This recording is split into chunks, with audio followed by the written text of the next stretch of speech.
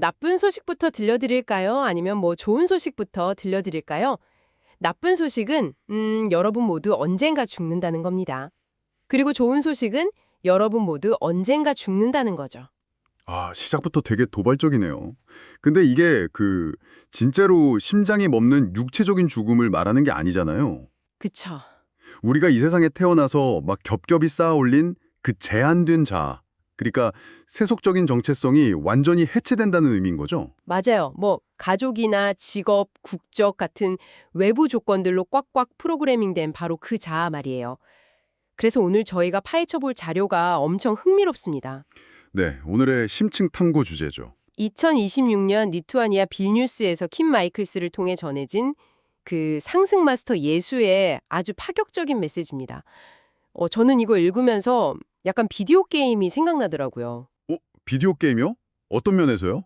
그러니까 게임기 전원을 이미 뽑아버렸는데도 모니터 밖에서 내 캐릭터가 지금 옷을 너무 후지게 입고 있나? 다른 NPC들이 내 캐릭터 지질하다고 욕하면 어쩌지? 하고 심각하게 걱정하는 꼴일까요? 사실 게임이 끝나면 그 세계 안에서의 평가는 아무 의미가 없잖아요. 와, 정확해요.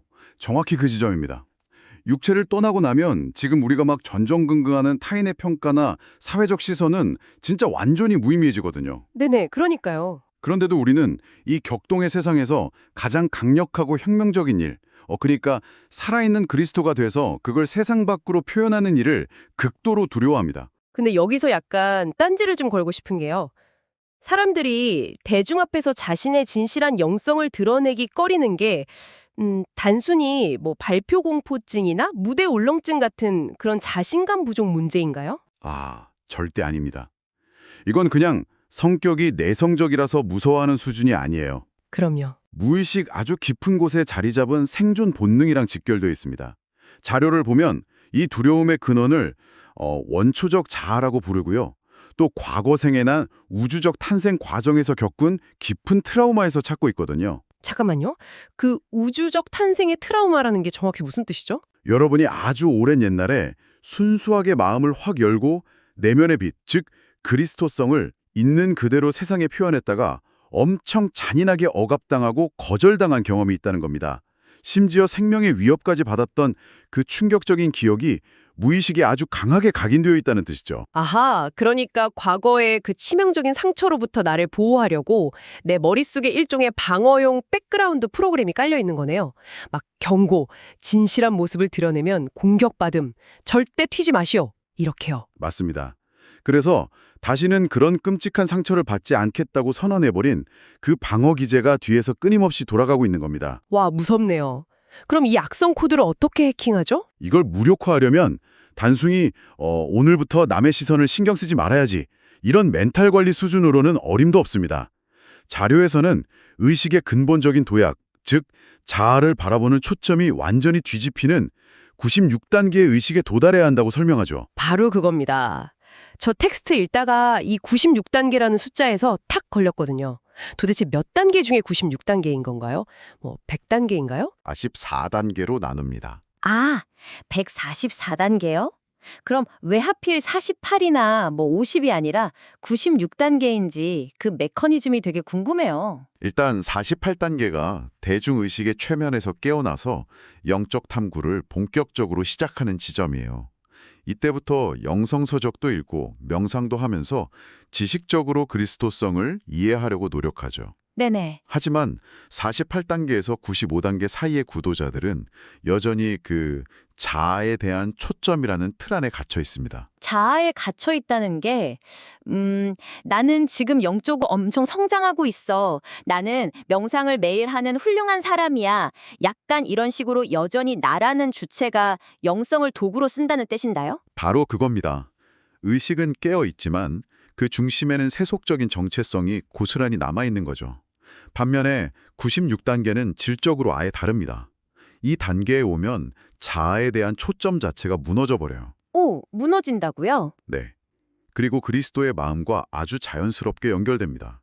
그러니까 그리스도가 내가 막 노력해서 도달해야 할 목표나 멀리서 주파수 맞춰서 접속해야 하는 와이파이가 아니라 그냥 내 존재의 자연스러운 배경이 되어버리는 거죠. 잠깐 배경이 된다는 말씀 들으니까 저 이거 생각났어요. 혹시 예전에 유행하던 매지가이 그림이랑 비슷한 원리 아닌가요? 오, 매지가예요? 아주 흥미로운 비유네요. 어떻게 연결되죠? 그 왜 처음엔 종이 위에 막 인쇄된 복잡하고 어지러운 패턴만 떨어져라 쳐다보게 되잖아요. 이 패턴이 우리가 매일 겪는 세상사나 내 감정의 요동, 그러니까 세속적 자아인 거고요. 그렇죠. 아무리 눈에 힘을 줘도 평면적인 패턴일 뿐이죠. 네. 그런데 어느 순간 눈에 힘을 딱 풀고 시선의 초점을 살짝 뒤로 무너뜨리면 원래 거기 숨겨져 있던 완벽한 3D 입체 이미지가 마치 마법처럼 튀어나오잖아요. 와, 맞습니다. 자료에서 제시하는 검은 글씨와 하얀 종이의 비유랑 완벽하게 맞아떨어지네요. 검은 글씨요? 네. 우리가 책을 읽을 때 95단계까지의 구도자는 종이 위에 적힌 검은 글씨에만 온 정신을 집중하거든요. 그 검은 글씨가 바로 복잡한 세상사, 타인의 반응, 그리고 거기에 얽매인 내 정체성입니다. 아하. 그런데 96단계에 이르는 순간 시선이 확 이동해요. 검은 글씨 뒤에서 그 모든 걸 받쳐주고 있는 하얀 종이를 보게 되는 거죠. 아, 하얀 종이가 바로 그리스도 의식, 즉 배경이군요. 그리고 매지가이도 숨겨진 3D 이미지를 한 번 딱 보고 나면 그 다음부터는 다시 예전처럼 그냥 어지러운 평면 패턴으로만 세상을 볼 수가 없잖아요. 시야가 아예 달라지니까요. 그렇습니다. 그렇게 하얀 종이라는 배경을 보는 순간 오로지 검은 글씨에만 의존해서 존재했던 세속적 정체성은 아주 자연스럽게 죽음을 맞이하게 됩니다. 그래서 저희가 오프닝에서 농담처럼 네가 죽는다는 것이 좋은 소식이라고 한 거죠. 야, 진짜 소름 돋네요. 하지만 여기서 끝이 아닙니다. 이 거대한 전환점에서 구도자들이 아주 흔하고 치명적으로 빠지는 함정이 하나 있어요. 아니, 그토록 원하던 96단계 문턱까지 왔는데 거기서 또 함정에 빠져요? 엄청나게 교묘한 함정이죠. 바로 그리스도성에 대한 정신적 이미지를 내 머릿속으로 스스로 만들어내고 그 좁은 틀 안에 진정한 그리스도를 막 억지로 끼워 맞추려는 통제욕입니다. 통제욕이요? 구체적으로 어떤 식인지 궁금한데요. 자료에서는 이걸 설명하려고 서밋 라이트하우스라는 영적 공동체 예시를 들어요. 서밋 라이트하우스요? 왜 하필 거기를 예로 들었을까요? 거기가 어떤 곳이었는데요? 이 공동체가 세상과 절대 타협하지 않고 영적 성장에 극도로 헌신했던 구도제들 모임이거든요. 매일 엄청난 시간 동안 기도하고 규율도 엄격하게 지켰죠. 상상할 수 있는 가장 영적인 집단이었어요. 오, 대단하네요. 그런데 그 공동체 메신저였던 엘리자베스 클레어 프로펫이 언젠가 회원들한테 진짜 뼈아픈 말을 던집니다. 뭐라고요? 만약 진짜 그리스도가 지금 우리 공동체문을 확 열고 들어온다면 그는 여러분에게 박해받을 것입니다. 라고요. 맙소사. 가장 영적이라고 자부하는 사람들인데 진짜 그리스도를 몰라보고 오히려 쫓아낼 거라는 뜻인가요? 아니 도대체 왜죠? 왜냐하면 그 회원들 역시 자신들만의 확고한 정신적 이미지를 구축해 놓았기 때문입니다. 고도로 훈련된 구도자들일수록 깨달은 존재라면 마땅히 이렇게 평온하게 행동해야 해, 거룩한 옷을 입어야 해, 저런 속된 말은 쓰면 안 돼. 이런 집단적인 잣대가 엄청나게 강하거든요. 아, 잣대. 하지만 그리스도의 본질은 결코 어떤 사회적 기대나 인간이 만든 영적 공동체의 규율에 순응하지 않습니다. 생각해보세요. 만약 사람들의 기대치에 안전하게 맞춰준다면 어떻게 그 사람들의 낡은 틀을 깨부수고 더 높은 차원으로 이끌 수 있겠습니까? 듣고 보니까 솔직히 제 안에도 그런 통제욕이 꽤 깊게 자리 잡고 있다는 걸 인정할 수밖에 없네요. 그 영성을 추구할 때 은연중에 이른바 백마탄 왕자 신드롬 같은 걸 꿈꾸잖아요. 백마탄 왕자요? 네, 내가 영적으로 확 각성해서 고난에 빠진 불쌍한 사람들한테 아주 지혜롭고 멋진 조언을 딱 던지고 그럼 그 사람들이 감동받아서 나를 막 우러러보는 그런 완벽한 시나리오 말입니다. 맞아요. 그 시나리오 자체가 바로 에고가 만들어낸 아주 정교한 환상인 거죠. 그럼 진정한 그리스도성을 표현한다는 건 내가 무슨 말을 할지 어떤 행동을 할지 미리 통제하지 않고 그저 필터 없는 열린 문이 되어야 한다는 건데 솔직히 인간은 본능적으로 통제하고 싶어 하잖아요. 이거 너무 두려운 일 아닐까요? 엄청나게 두려운 일이죠. 영적 훈련이라는 게 애초에 내 생각과 감정을 통제하는 규율이었는데 갑자기 필터를 다 없애고 열린 문이 되라니 패러다임이 무너지는 느낌일 겁니다. 완전 반대로 가는 거잖아요. 예리하시네요. 완벽한 통제권을 내려놓고 열린 문이 되려면 우리가 영적 여정 내내 유지해온 중력의 방향을 완전히 역전시켜야만 합니다. 이 텍스트가 제시하는 가장 흥미로운 역설이 바로 여기 나와요.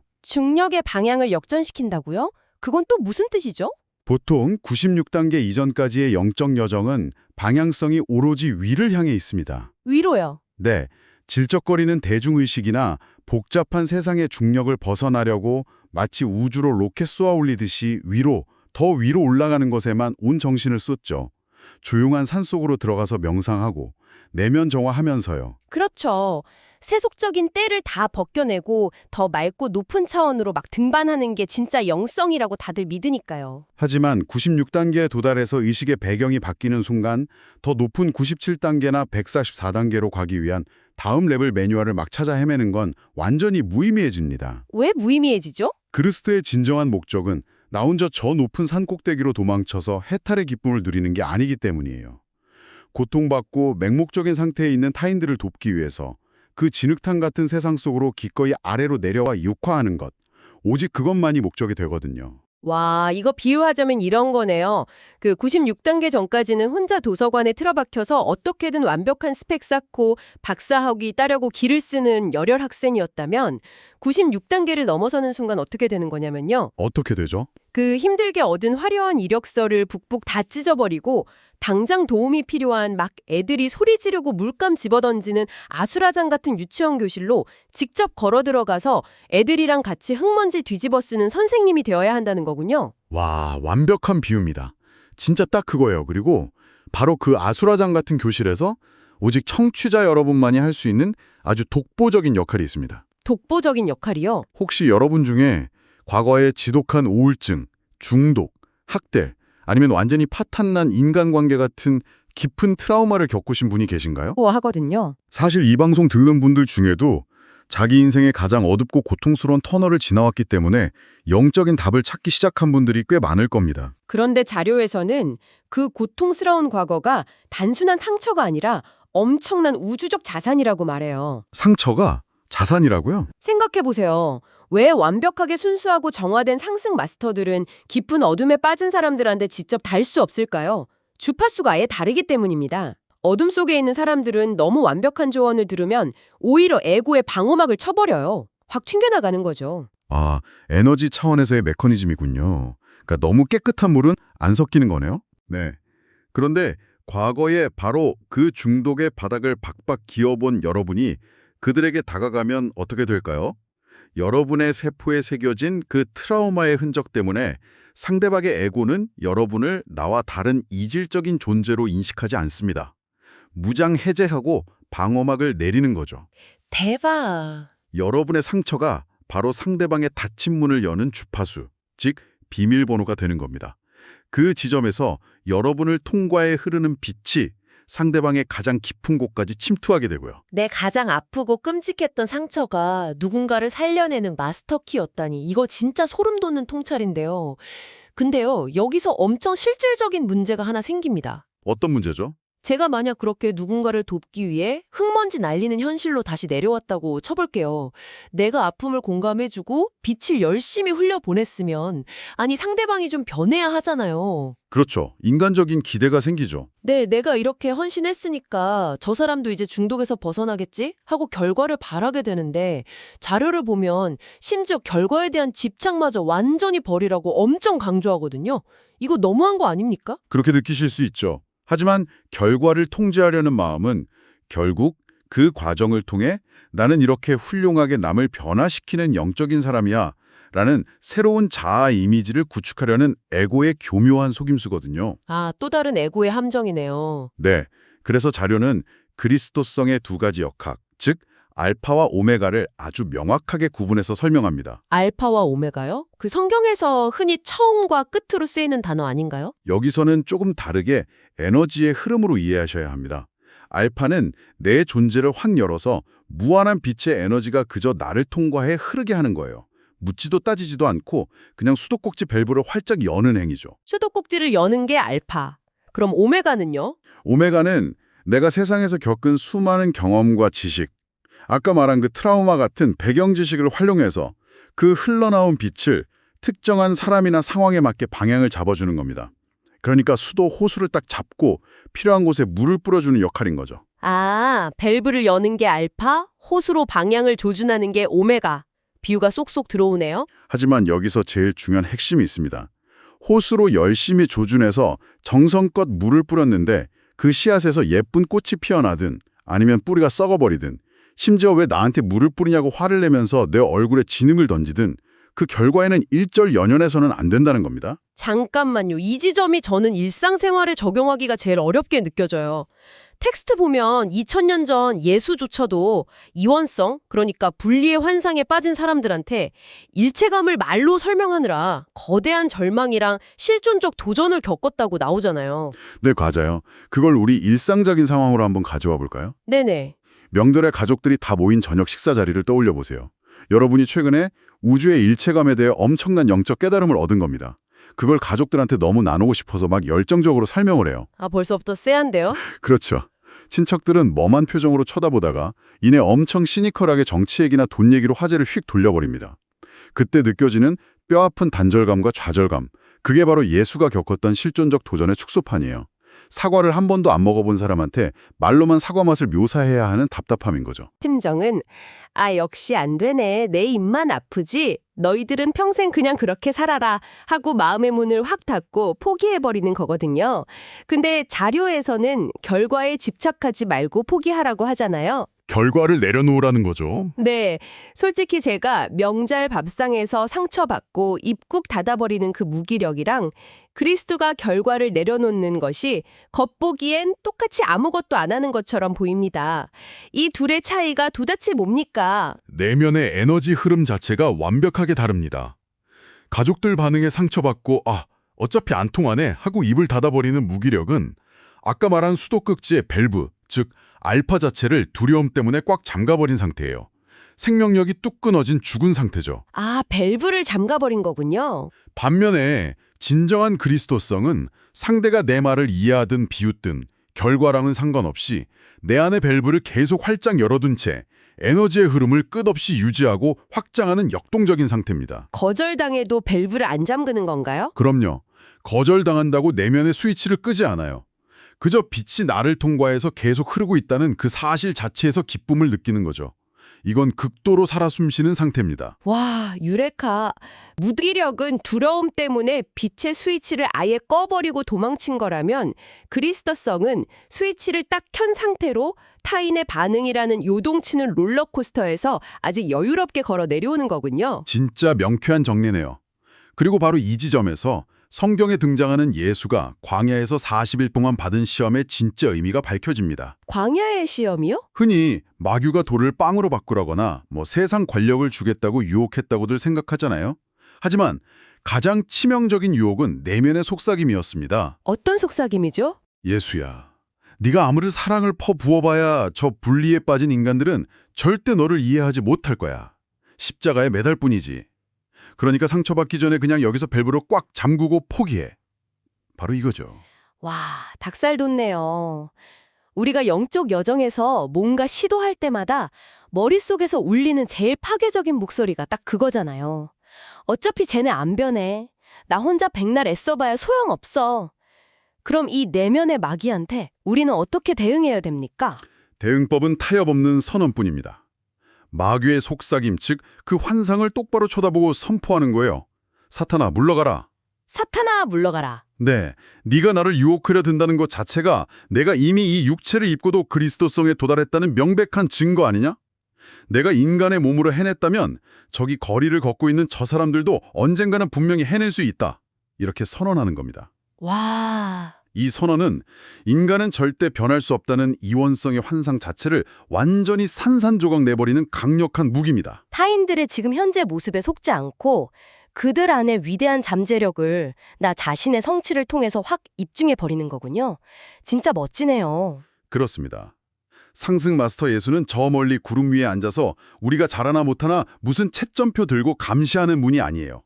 그분은 우리 각자의 내면에서 하나의 마음이 활짝 피어나는 걸 경험하고 우리와 생생하게 상호작용하는 그 역동적인 흐름 자체에서 엄청난 기쁨을 느낍니다. 기쁨을 느끼는군요. 우리 역시 96단계의 좁은 문을 넘어서서 타인의 인정이나 결과에 막 얽매이지 않고 그저 무한한 빛의 통로로서 이 세상에 머무르는 생명력을 만끽해야 합니다. 네, 자, 오늘 이 정말 깊고 파격적인 심층 탐구를 마무리하면서요.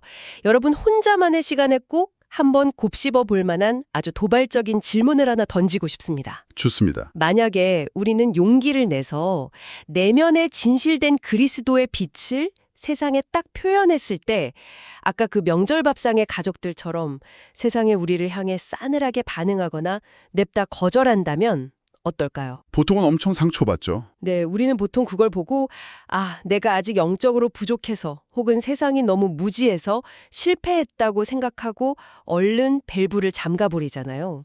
하지만 만약 그 거절과 비난의 순간이 사실은 우리 내면의 가장 깊은 곳을 확인하기 위해 우주가 세팅해놓은 아주 정교한 시뮬레이션 테스트라면 어떨까요? 시뮬레이션 테스트요? 우리가 타인의 인정이라는 세상의 평판보다 나를 통과해 흐르는 진리의 빛 그 자체를 진짜로 더 소중하게 여기는지 묻는 그런 테스트 말입니다. 그렇다면 우리를 비웃고 비난하는 그 시니컬한 사람들조차도 사실은 우리가 에고의 두려움을 벗어던지고 96단계의 문을 통과해서 마침내 흔들림 없는 열린 문이 되도록 하드 트레이닝을 시켜주는 최고의 숨은 조력자는 아니었을까요? 아주 묵직한 질문이네요. 오늘 여러분의 평범한 일상 속에서 다른 사람의 반응이라는 롤러코스터에 타지 않고 어떻게 내 안의 빛의 밸브를 열어둘 수 있을지 깊이 고민해 보시기 바랍니다. 세상을 뒤집는 진짜 혁명은 바로 내 안의 밸브를 열어두는 그 고요한 결단에서 시작되니까요. 정말 공감합니다. 오늘의 심층 탐구는 여기까지입니다. 다음 시간에도 여러분의 낡은 세계관을 유쾌하게 깨부셔줄 놀라운 통찰을 건져서 찾아뵙겠습니다.